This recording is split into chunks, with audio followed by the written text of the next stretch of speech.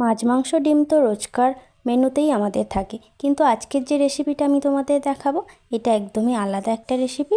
আর খেতেও কিন্তু মাছ মাংসর থেকেও কোনো অংশে কম নয়। তো এটা কিন্তু শুধুমাত্র মসুর ডাল দিয়েই আমি বানাচ্ছি। তো আমি তার জন্য নিয়েছি কিছুটা মসুর ডাল, খুব বেশি কিন্তু আমি নিইনি, অল্প একটুই নিয়েছি। এবার এর মধ্যে দিলাম একটু জল, জল দিয়ে ভালো করে নাড়িয়ে চাড়িয়ে বেশ কয়েকবার ধুয়েও নিলাম, তারপর আধ ঘন্টার জন্য রেখে দিলাম। আধ ঘন্টা পরে দেখো ডালগুলো ফুলে একটু বেড়েও গেছে। এখন একটা মিক্সিং জারের মধ্যে সব ডালগুলো নিয়ে ডালগুলোকে ভালো করে পেস্ট করে নিতে হবে। এছাড়া এর মধ্যে দিলাম শুধুমাত্র একটা কাঁচা লঙ্কা, আর কিছুই কিন্তু দিলাম না। ডালটা আমার পেস্ট করা হয়ে গেছে। এখন একটা আমি নিলাম বাটি, বাটির মধ্যে দিচ্ছি কিছুটা তেল, একদম কমও না আবার একদম বেশিও না, মোটামুটি একটু তেল দিলাম বেশ ভালো করে, দিয়ে ওই মিক্সড করা ডালটা এর মধ্যে ঢেলে দিলাম। এবার চামচ দিয়ে একটু ভালো করে চারিদিকটা প্লেন করে নিলাম। আগের থেকে একটু আমি জল গরম বসিয়ে দিয়েছিলাম, সেই জল গরমের মধ্যে আমি একটা আংটা দিয়ে এর ওপরে ডালটাকে বসিয়ে দিলাম। এবারে আমি 10 থেকে 15 মিনিটের মতো ঢাকা দিয়ে রেখে দেবো। যতক্ষণ ওটা হচ্ছে ততক্ষণে সেই মিক্সিং বোলের মধ্যে নিলাম আমি কিছুটা কালো সর্ষে, কিছুটা পোস্ত, আর দিলাম একটা কাঁচা লঙ্কা, দিয়ে এটাকেও সেম একইভাবে আমি পেস্ট করে নিলাম। তো এবার এই পেস্টটাকে একটা বাটির মধ্যে ঢেলে দিলাম।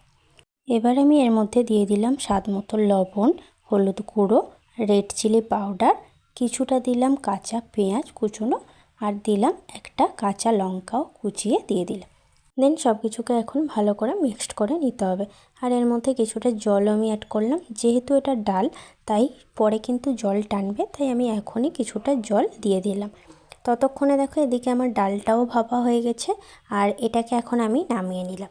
নামিয়ে নেওয়ার পরে আমি 5 মিনিট রেখেছিলাম একটু ঠান্ডা হওয়ার জন্য, নাহলে বাটিটা ধরতে পারবো না গরম অবস্থায়, আর গরম অবস্থায় ভালো মতো ওঠেও না।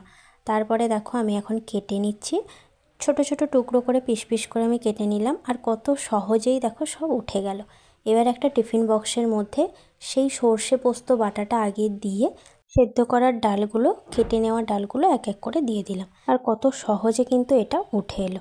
এবার এর ওপরে কিছুটা সর্ষের তেল আমি ওপর থেকে দিয়ে দিলাম, আর দিলাম দুটো কাঁচা লঙ্কা, দিয়ে টিফিন বক্সটা ঢাকা দিয়ে ওই যে ফুটন্ত জলটা ছিল সেটা বন্ধ করে রেখেছিলাম, তো টিফিন বক্সটা রেখে দিয়ে আমি গ্যাসটা আবার জ্বালিয়ে দিলাম। এই অবস্থায় কিন্তু আরও 15 থেকে 20 মিনিট ওইভাবে রেখে দিতে হবে, তো ভাপে ভাপে জিনিসটা হয়ে যাবে।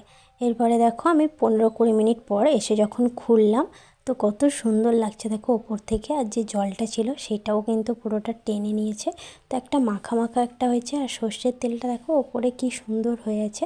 তো চলো এখন আমি বাটিতে তুলে নিই। তো এইটা দিয়ে কিন্তু ভাত খেতে জাস্ট অসাধারণ হয়েছিল। তোমরা কিন্তু অবশ্যই বাড়িতে একবার ট্রাই করো। এই ছিল আজকের রেসিপি, কেমন লাগলো কমেন্টে কিন্তু জানিও।